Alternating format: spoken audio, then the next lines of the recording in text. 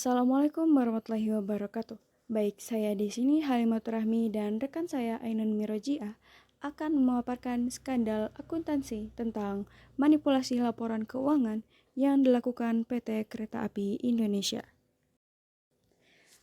PT Kereta Api Indonesia adalah badan usaha milik negara yang menyelenggarakan jasa angkutan kereta api yang meliputi angkutan penumpang dan barang. Pada tahun 2005, PT Kereta Api Indonesia terdeteksi adanya kecurangan dalam penyajian laporan keuangan. Ini merupakan suatu bentuk penipuan yang dapat menyesatkan investor dan stakeholder lainnya. Kasus ini juga berkaitan dengan masalah pelanggaran kode etik profesi akuntansi. Diduga terjadi manipulasi data dalam laporan keuangan PT KAI tahun 2005. Perusahaan BUMN itu dicatat meraih keuntungan sebesar 6,9 miliar rupiah, padahal apabila diteliti dan dikaji lebih rinci, perusahaan justru menderita kerugian sebesar 63 miliar rupiah. Dilansir dari media kompas.com, Komisaris PT KAI Heki Nusmano yang juga sebagai Direktur Informasi dan Akuntansi Direktorat Jenderal Perbendaharaan Negara Departemen Keuangan mengatakan laporan keuangan itu telah diaudit oleh Kantor Akuntan Publik S. Manan. Audit terhadap laporan keuangan PT KAI untuk tahun 2003 dan tahun-tahun sebelumnya dilakukan oleh Badan Pemeriksaan Keuangan, sedangkan untuk tahun 2004 diaudit oleh BPK dan Akuntan Publik. Hasil audit tersebut kemudian diserahkan Direksi PT KAI untuk disetujui sebelum disampaikan dalam rapat umum pemegang saham, dan Komisaris PT KAI yaitu Heki Nusmano menolak menyetujui laporan keuangan PT KAI tahun 2005 yang telah diaudit oleh Akuntan Publik. Setelah hasil audit diteliti dengan saksama, ditemukan adanya kejanggalan dari laporan keuangan PT KAI tahun 2005 sebagai berikut. Yang pertama, pajak pihak ketiga sudah 3 tahun tidak pernah ditagih, tetapi dalam laporan keuangan itu dimasukkan sebagai pendapatan PT KAI selama tahun 2005.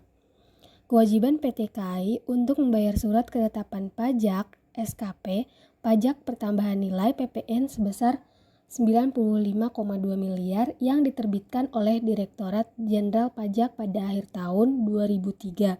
Disajikan dalam laporan keuangan sebagai piutang atau tagihan kepada beberapa pelanggan yang seharusnya menanggung beban pajak itu. Padahal berdasarkan standar akuntansi, pajak pihak ketiga yang tidak pernah ditagih itu tidak bisa dimasukkan sebagai aset. Di PT KAI ada kekeliruan direksi dalam mencatat penerimaan perusahaan selama tahun 2005.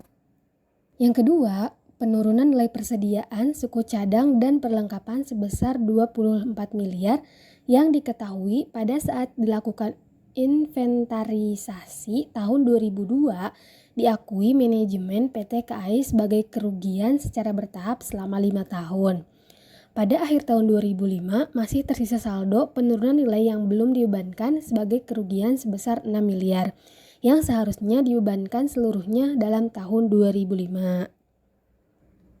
Yang ketiga, bantuan pemerintah yang belum ditentukan statusnya dengan modal total nilai kumulatif sebesar 674,5 miliar dan penyertaan modal negara sebesar 70 miliar oleh manajemen PT KAI disajikan dalam neraca per 31 Desember 2005 sebagai bagian dari hutang.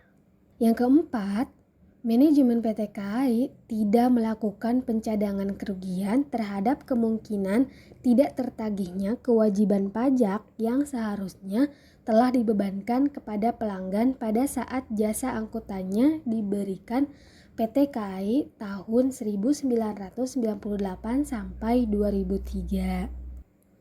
Nah, kasus PT KAI berawal dari pembukuan yang tidak sesuai dengan standar yang telah ditetapkan. Sebagai akuntan, sudah selayaknya menguasai prinsip akuntansi berterima umum sebagai salah satu penerapan etika profesi. Kesalahan karena tidak menguasai prinsip akuntansi berterima umum bisa menyebabkan masalah yang sangat menyesatkan. Nah, laporan keuangan PT KAI tahun 2005 disinyalir telah dimanipulasi oleh pihak-pihak tertentu.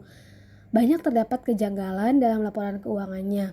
beberapa data disajikan tidak sesuai dengan standar akuntansi keuangan. Hal ini mungkin sudah biasa terjadi dan masih bisa diperbaiki. Namun, yang menjadi permasalahan adalah pihak auditor menyatakan laporan keuangan itu wajar tanpa pengecualian. Tidak ada penyimpangan dari standar akuntansi keuangan. Hal inilah yang patut dipertanyakan. Kasus PT KAI merupakan kasus manipulasi laporan keuangan PT KAI yang dilakukan oleh manajemen PT KAI dan ketidakmampuan KAP dalam mengindikasi terjadinya manipulasi. Dari kasus yang telah dipaparkan, bahwasanya PT KAI telah melanggar etika dalam berbisnis merupakan suatu pelanggaran etika profesi perbankan pada PT KAI pada tahun tersebut yang terjadi karena kesalahan manipulasi dan terdapat penyimpangan pada laporan keuangan PT KAI. Pada kasus ini juga terjadi penipuan yang menyesatkan banyak pihak seperti investor, serta KAP yang bertugas tidak bersikap profesional. Seharusnya PT KAI bertindak profesional dan jujur sesuai pada asas-asas etika profesi akuntansi. Demikian kasus yang dapat kami paparkan. Cukup sekian dan terima kasih. Salam sejahtera.